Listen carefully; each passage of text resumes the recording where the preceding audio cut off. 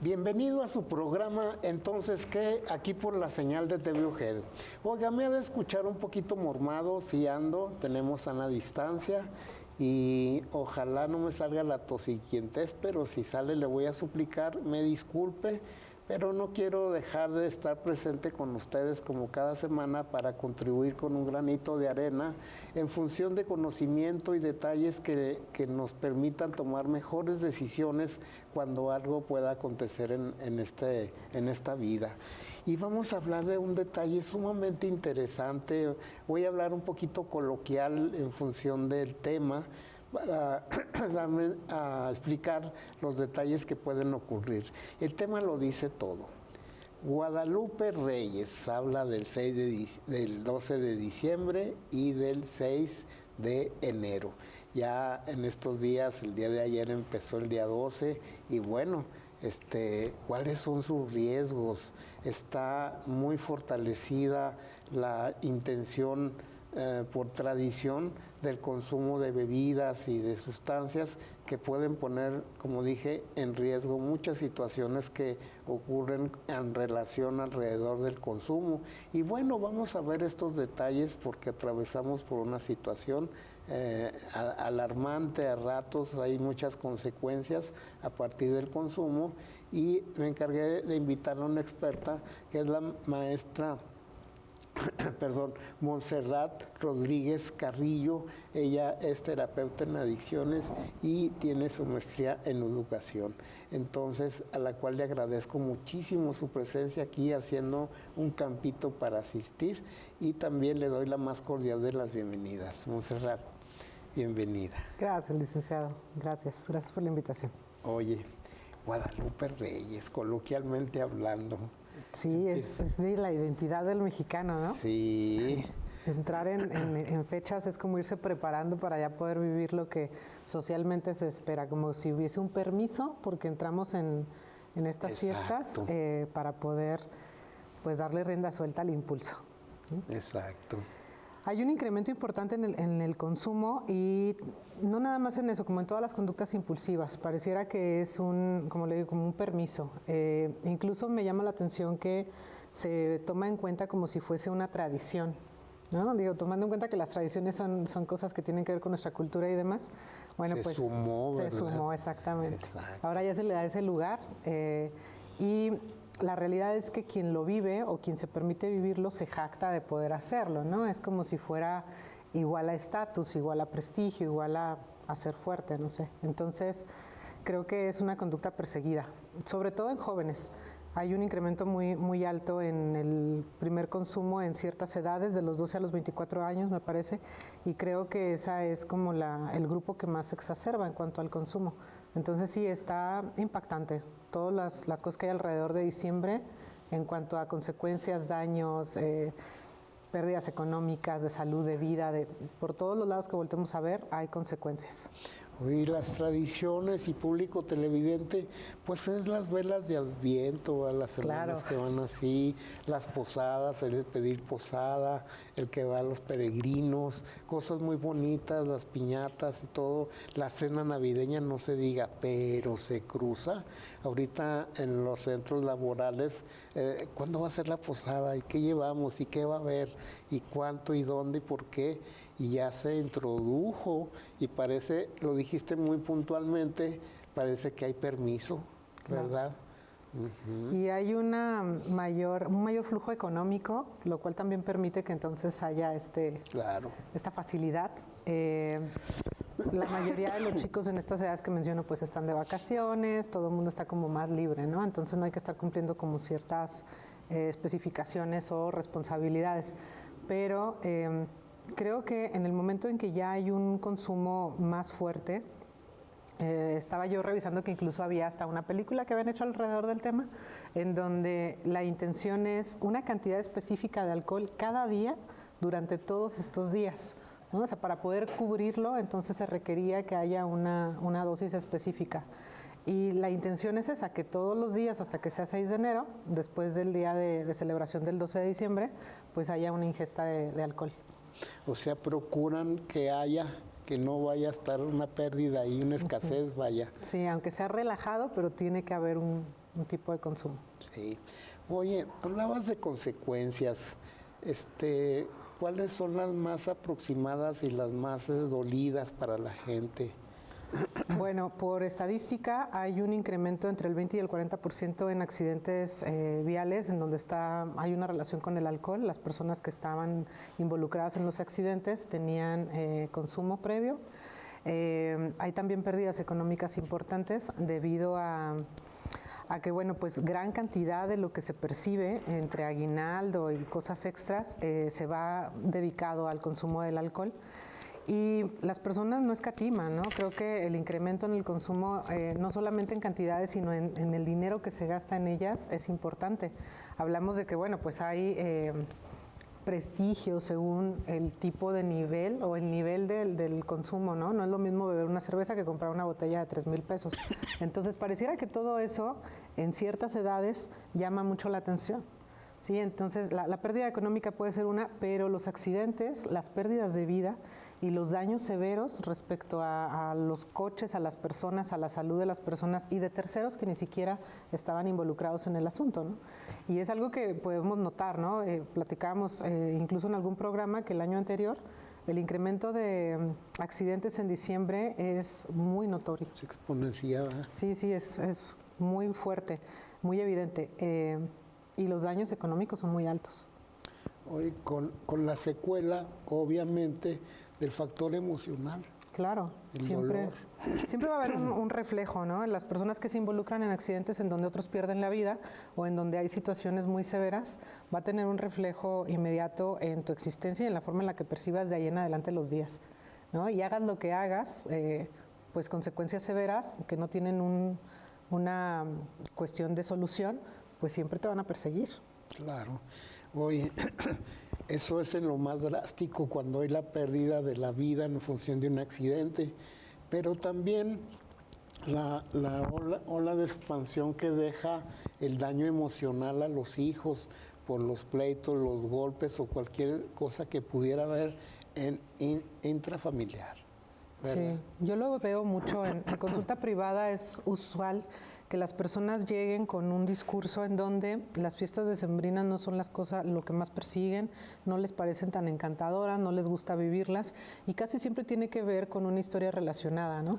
En donde la pasábamos muy mal, papá se alcoholizaba, todos perdían el control, toda la familia consumía de una forma excesiva y terminaban en pleito.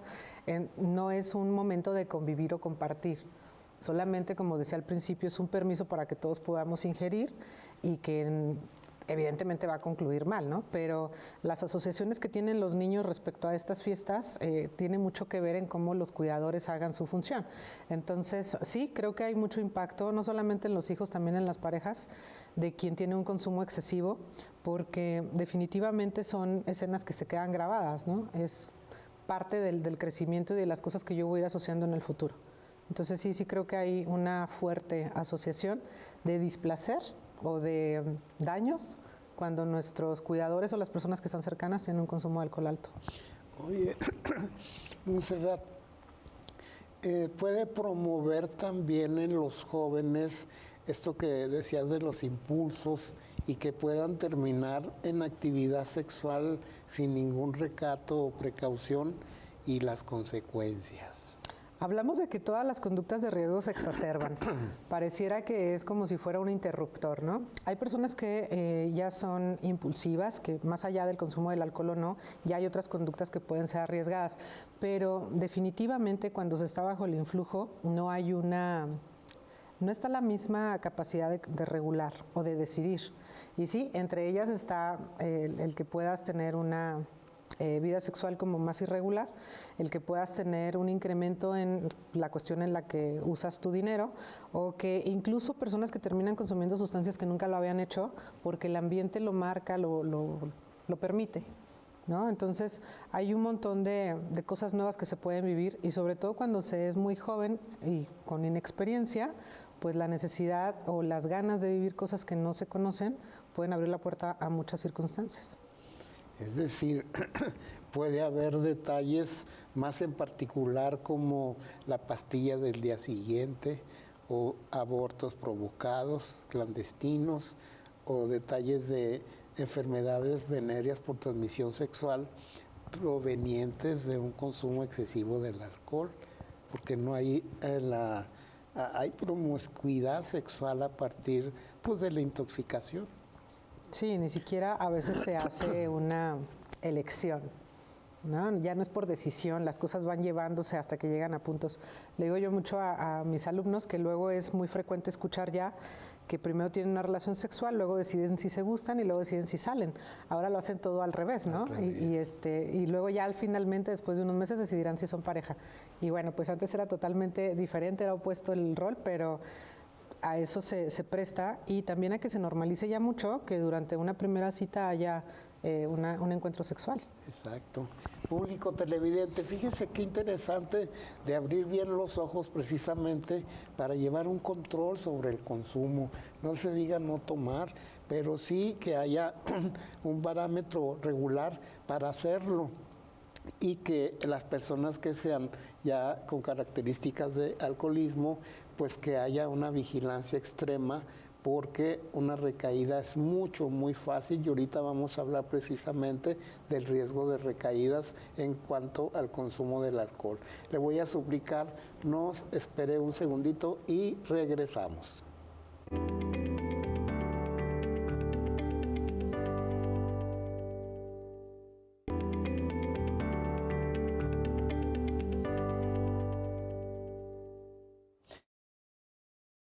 Programa entonces que aquí por la señal de TV UGED. Vamos otra vez, ¿eh? Sale. 3, 2. Continuamos con su programa entonces que aquí por la señal de TV UGED. Oiga, pues ya vemos los riesgos, todo se exacerba, y precisamente cuando ya está una persona diagnosticada con la dependencia a sustancias, precisamente al alcohol, no precisamente en primer rango el alcohol y luego las otras sustancias, es una gran oportunidad precisamente para sufrir el riesgo de recaída. ¿Cómo ves este punto, Montserrat? Creo que es bastante importante cuando trabajamos con alguien que quiere estar en rehabilitación, que quiere mantenerse en abstinencia, identificamos cuáles son los factores que pueden llevarlo nuevamente a un consumo. Y la verdad es que este mes es complejo, ¿no? Es uno de los detonantes principales, precisamente porque alrededor de donde uno esté hay consumo. La facilidad para hacerlo. Recuerdo mucho un paciente que me decía, es que entras al súper y hay un pinito hecho de cajas de whisky, ¿no? Entonces era como voltear a cualquier lado y que hubiese estímulos que los invitaran a beber. Entonces sí creo que hay mucha ansiedad alrededor, y que habría que llevar ciertas conductas para poder evitarlo, ¿no? Para poder protegerse un poco de la probabilidad de consumir nuevamente. Entonces, si las personas tienen la intención de regular su consumo, de disminuirlo al mínimo o de no beber durante este trayecto, sí sería importante los espacios en los que se conviven, las cosas a las que se decide acceder, como múltiples posadas, fiestas por todos lados. Bueno, pues la verdad es que la mayoría de las personas tienen un consumo de alcohol y eso facilita que pueda convertirse en algo fácil de tomar. Oye, las parejas o familias que son facilitadoras pueden caer en no darse cuenta, en la negación, y de alguna manera colaboran para que se asuma este riesgo de recaída. A veces en los consumidores de sustancias, sobre todo las sustancias de diseño que son muy fuertes y que traen muchas consecuencias, como las metanfetaminas, a veces la familia cree que si se deja de consumir esa sustancia, entonces se puede seguir consumiendo alcohol, ¿no? Lo escucho frecuentemente en los chicos. Mi mamá sí me da permiso, yo sí puedo beber, lo que no quieren es que consuma esta otra droga o esta otra sustancia, pero con esto no hay problema. Y creo que es desconocimiento, porque finalmente pues una va a llevar a la otra, ¿no? Y abrir la puerta con el alcohol es terminar en algún momento, aunque no sea inmediato, en donde mismo, en donde estábamos. Entonces sí creo que a veces la familia puede ser que tenga estos pensamientos como mientras esté aquí, lo veamos, no pasa nada, ¿no? Si no se sale, no está en riesgo. Y más allá de eso, porque lo podemos proteger un par de veces, pero no siempre. Exacto. Entonces lo ideal es que quien está en rehabilitación pues se mantenga en total abstinencia, porque de forma real el asunto no es la sustancia, sino la personalidad. y lo que me lleva a ser compulsivo, a no poder detenerme, a volver a buscar a esa gratificación que siento en mi cerebro cada vez que tengo un consumo, ¿no?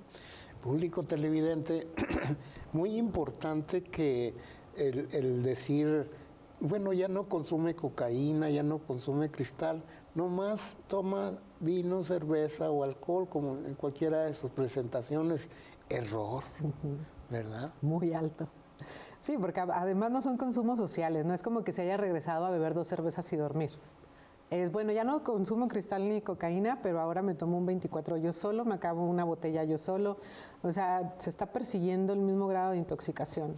Está poniendo cáscaras de plátano para resbalarse. Sí, en algún momento se vuelve a los antiguos patrones, ¿no? De conducta, que al final son los que trajeron consecuencias y tantos daños.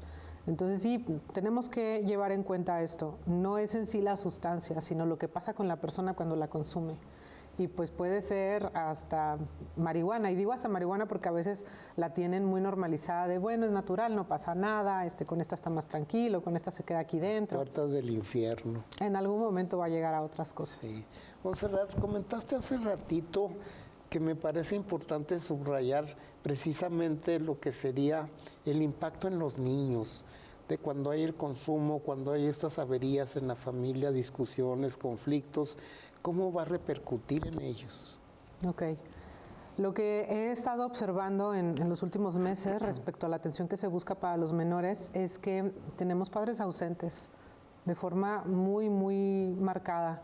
Los chicos llegan por situaciones que tienen que ver con que estuvieron consumiendo pornografía, con que tuvieron algún consumo siendo muy pequeñitos, entre 9 y 11 años de edad, con que tienen problemas de agresión, de violencia con otros chicos, con que son oposicionistas, se escapan de casa, se salen de ella, no respetan reglas, no hay límites. Lo único que hay en común entre todos ellos es que no hay un papá o una mamá presentes emocionalmente para poder acompañarlos. Y de pronto puede ser muy simple llevarlos a consulta, porque bueno, pues aquí está mi hijo, por favor haga algo con él. Pero la realidad es que mientras no haya un acompañamiento allá adentro, no va a pasar nada. Tenemos chicos que no saben relacionarse con otros porque no tienen ni siquiera relación dentro del sistema familiar. No son vistos y entonces la única forma en la que consiguen ser vistos y llamar la atención es a través de los conflictos, de los problemas de conducta, ¿no? Y la más impactante, la verdad es que me parece muy, muy fuerte, es esta cuestión de lo que está relacionado con pornografía, ¿no? Con conductas sexuales en ciertas edades como la preadolescencia, con pequeños mucho más chiquitos que ellos, porque no son niños vigilados. Sí, porque finalmente si yo estoy absorto en el consumo y mi pareja detrás de mí porque yo estoy haciendo esto del consumo, mis hijos quedan volando.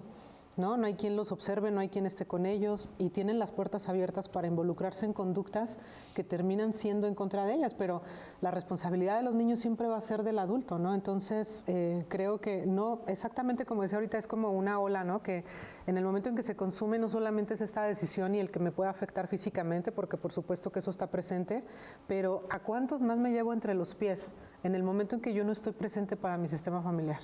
¿No? En el que no me doy cuenta ni de qué ocurre alrededor de mí, porque me llevo 3 días bebiendo, 3 días recuperándome y el 7º planeando cómo voy a volver a empezar. No estoy.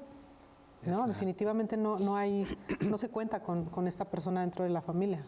O sea, ya la vida laboral por sí misma hace que se hace un padre periférico. Si le agregas el consumo, entonces el rato que quedaba libre lo dedican al consumo y se va a instaurar el abandono para los hijos y estos tropieza, como estás diciendo.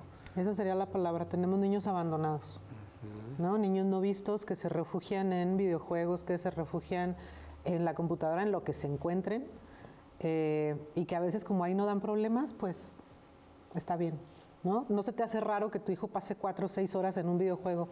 Está bien, ¿no? No da problemas, no causa situaciones. Mientras pasa en la escuela todo va bien. Y pues ni siquiera los volteamos a ver. Y luego es re difícil encontrar monos y monas, ¿verdad? Sí. Sí, no, la verdad es que ya no hay ninguna restricción. Hay una facilidad increíble para toparse lo que sea que se busque. Sí. Ocurre también el fenómeno muy, muy también escuchado, que sería cómo caen a las infidelidades.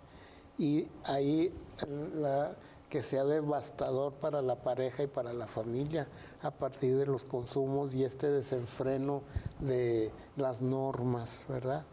Pues va muy relacionado con esta exacerbación de la cuestión de la sexualidad cuando hay un consumo, ¿no? De pronto es como está toda la intención, el deseo sexual empieza a incrementar y es Pura bueno. lujuria. Exacto, si aquí hay algo que se pueda dar, pues lo aprovecho, ¿no? ¿Y por qué? Pues ya no hubo filtro, ya no hay regulación, ya no sabes decir no, el alcohol hizo su función y todas las cuestiones que te puedan detener se olvidan, ¿no? Se ponen en segundo plano. Es decir, con esta postura, ya con la influencia del alcohol, puede ser que esté coqueteándole a la comadre, a la tía, a quien se presente, ¿verdad? A quien sea. Yo lo veía en los centros, se da mucho que ya cuando estamos trabajando con las consecuencias, muchas veces he observado, he escuchado cómo platican que tuvieron relaciones homosexuales sin ser homosexuales, porque el incremento de la cuestión del deseo sexual es muy alta y entonces con ciertas sustancias es como, no importa, ¿no? Me puedo permitir esto con la creencia de que, bueno, pues que al cabo yo no soy, o sea, no pasa nada, lo que pasó allí, ahí se queda. Bueno, y no es el tema y no nos vamos a meter en un aspecto moral, sino que tanto te permites hacer que ni siquiera va contigo cuando pierdes el control de tus decisiones, ¿no? Terminas haciendo cosas que cuando estás en abstinencia no vas a platicar porque mueres de pena. Finalmente es involucrarse en asuntos que no saben manejar. Ahora también hay consumidores, Montserrat, en el que sin necesariamente ser alcohólicos entran en lo que sería la mala copa, ¿verdad? Y hacen un destrozo de todo tipo en el hogar. Podríamos decir que las personas que se denominan así, como el mala copa, están pero súper cerquita de generar una dependencia, ¿no? Quien tiene un cambio de personalidad tan drástico con un consumo de alcohol, ya es algo que tiene que voltear a ver, ¿no? Porque no es natural, ni está bien, ni es normal, ni es saludable, ni como le quieran llamar.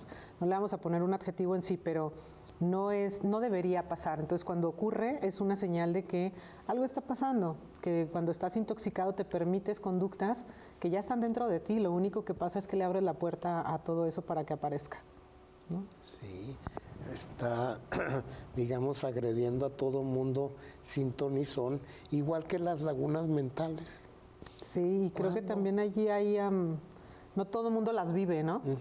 Entonces, algunas personas dicen, no, a mí nunca me ha pasado, entonces yo estoy bien. No necesariamente, habrá quien con una dosis pequeña tenga una laguna, un blackout, pero habrá quien no, tenga mayor tolerancia, pero sí, definitivamente se empiezan esta frase de llegué a la casa y no supe cómo, ¿no? Ni siquiera hay conciencia de eso. Sí, público televidente, Guadalupe Reyes, coloquialmente dicho, muchísimo cuidado, hay que vigilar, hay que estar en conciencia, no en negación. Qué bueno que tuvimos esta charla. Montserrat, muchísimas gracias por tu presencia y tus comentarios, ¿verdad? Gracias, licenciado. Y que no se nos vaya a salir del huacal el impulso a partir de que no logremos controlar el consumo, que va a ser devastador si cae en un nivel que no se pueda frenar y que vengan muchísimas consecuencias que van a ser dañinas para la persona que consume y todos los que están alrededor. Hicimos una lista e imagínense. Le voy a agradecer mucho su atención. Espero que estos comentarios sean de su completo agrado. Muchísimas gracias.